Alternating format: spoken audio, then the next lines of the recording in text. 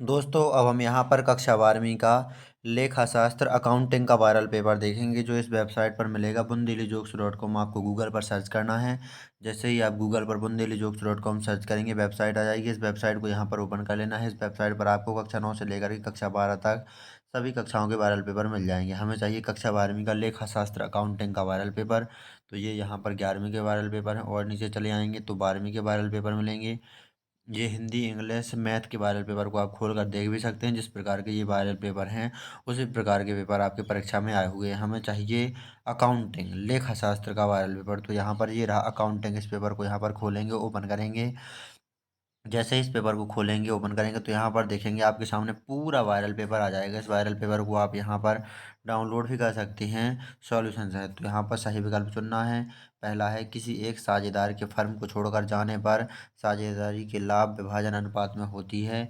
कटौती बढ़ोतरी ये बताना है। किसी साझेदार के अवकाश ग्रहण पर से साझेदारों के अनुपात में होती है। निम्नलिखित में से आंतरिक दायित्व कौन सा है।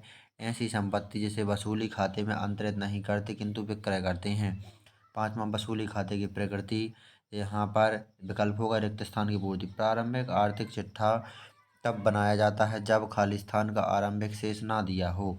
आय व्यय खाते का प्रथम पक्ष खाली स्थान का होता है। प्राप्ति एवं भुगतान खाली स्थान का सारांश है। खाली स्थान का उद्देश्य लाभ कमाना नहीं होता।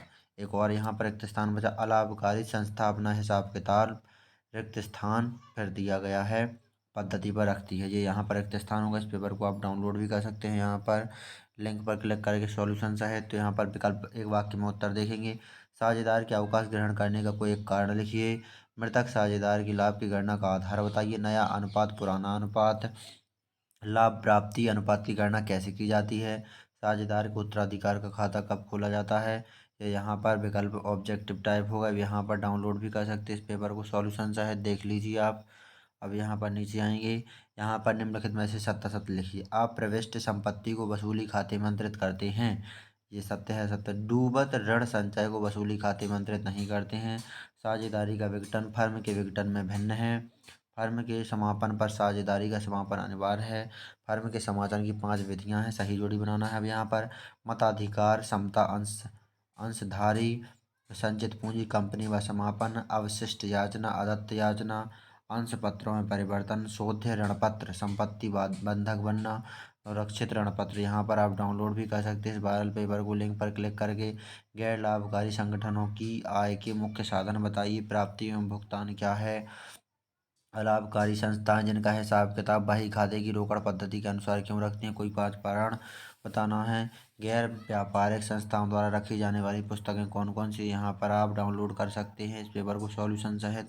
साझेदार से आप क्या समझते हैं। साझेदारी से आप क्या समझते हैं। लाभ की गारंटी से क्या समझते हैं आप। साझेदारी की किन्हीं 4 विशेषताएं लिखिए। स्थायी पूंजी खाता व परिवर्तनशील पूंजी खाता में अंतर लिखिए। नए साझेदार को प्रवेश देने की आवश्यकता के 3 कारण लिखिए। नए साझेदार के फर्म में ये क्या अधिकार होते हैं। ख्याति की परिभाषा दीजिए। स्थानीय ख्याति किसे कहते हैं। ख्याति की गणना विधियों का संक्षिप्त में वर्णन कीजिए। साझेदार की निवृत्ति से आप क्या समझते हैं। एक साझेदार के निवृत्त होने के 2 कारण बताइए। ये है यहाँ पर सॉल्यूशन सहित आप इस पेपर को डाउनलोड कर सकते हैं। यहाँ पर 14वां प्रश्न है साझेदारी फर्म के विघटन से क्या आशा है। वसूली खाते से आपका क्या आशा है। फर्म के समापन की विभिन्न विधियों को समझाइए। साझेदारी का विघटन किन परिस्थितियों में होता है। कंपनी की 4 विशेषताएं लिखिए। भट्टे पर निर्गमन की दशा प्रविष्ट। यहाँ पर अंशों के हरण की पद्धति को समझाइए। अंशों के हरण के प्रभाव को समझाइए। ऋण पत्रधारी की वैधानिक स्थिति बताइए। नग्न ऋण पत्र क्या होते हैं। ऋण पत्र कितने प्रकार के होते हैं किन्हीं 5 को समझाइए। अंश पत्र व ऋण पत्र में अंतर लिखिए। इस पेपर को आप डाउनलोड भी कर सकते हैं लिंक पर क्लिक करके सॉल्यूशन सहित डाउनलोड वाले बटन पर। तो यहाँ पर 20वां प्रश्न संचय और नियोजन में अंतर स्पष्ट कीजिए। चिट्टे के संपत्ति के पक्ष में प्रस्तुत मुख्य कीजिए।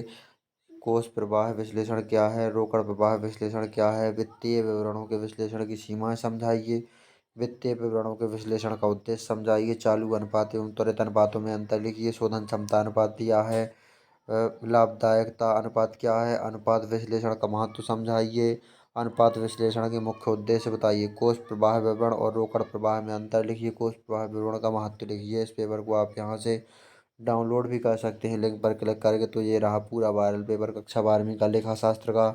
इस पेपर को आपको बुंदेलीजोक्स.com वेबसाइट पर आकर के डाउनलोड कर लेना है सॉल्यूशन सहित। तो यहाँ पर देख लीजिए आप बुंदेलीजोक्स.com वेबसाइट पर आकर के इस कक्षा 12वीं के अकाउंटिंग के वायरल पेपर को।